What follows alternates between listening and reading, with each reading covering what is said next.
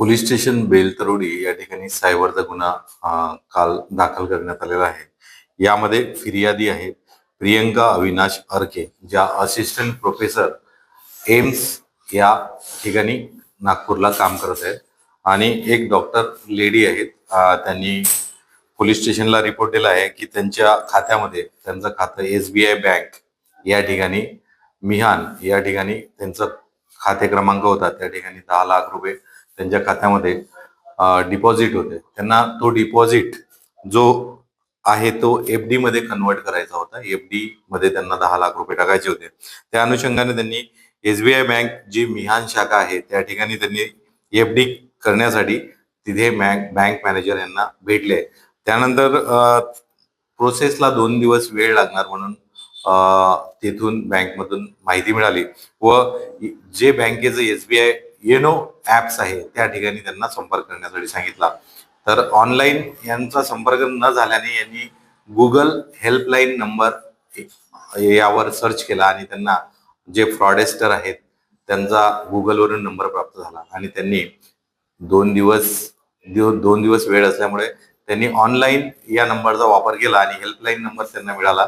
त्या हेल्पलाईन नंबरवर त्यांनी कॉन्टॅक्ट केला असता त्यांना एक APK फाईल देण्यात आली आणि त्या APK फाईलवर क्लिक करायचं आणि ते ओपन करण्यासाठी त्यांना त्या हेल्पलाईन नंबरनी आदेशित केला. त्यानुसार त्यांनी त्यावर क्लिक केला आणि त्यांच्या मोबाईलचा संपूर्ण ऍसेस हा उघडण्यात आला आणि त्यांच्या मोबाईल हा हॅक होऊन संपूर्ण त्यांचे जे रक्कम आहे ती काढल्या गेली. त्याचबरोबर त्या रकमेवर यामधील जो गैरहजर आहे सायबर क्रिमिनल त्या व्यक्तीने लोन सुद्धा घेतले.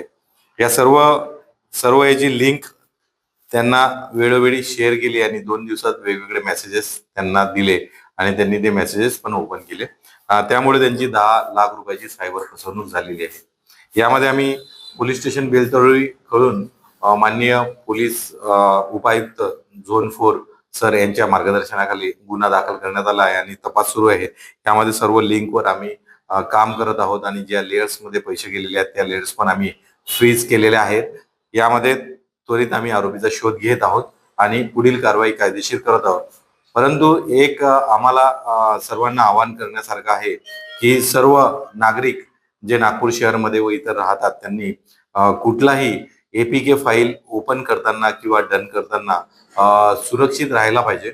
आणि आज आपल्याला प्रत्येकाच्या रिंगटोन्सवर पण डिजिटल अरेस्ट बाबत मेसेजेस मिळतात. त्या पण आपण आवर्जून आणि ऐकायला पाहिजे आणि त्यानुसार आपले मोबाईल हाताळताना किंवा ऑनलाईनवर कुठलीही गोष्ट सर्च करताना किंवा हेल्पलाईनचे नंबर घेताना आपल्या डिटेल्स किंवा OTP किंवा इतर कोणत्याही ज्या गोष्टी आहेत वैयक्तिक ज्या आपल्या बँक खात्याशी रिलेटेड आहेत त्यावर त्यांनी आवर्जून देताना एक विचारपूर्वक व्यवहार करावा. आणि आज सायबरची मोठ्या प्रमाणात फसवणूक होत आहे. वेगवेगळ्या राज्यातले आरोपी यामध्ये सक्रिय आहेत.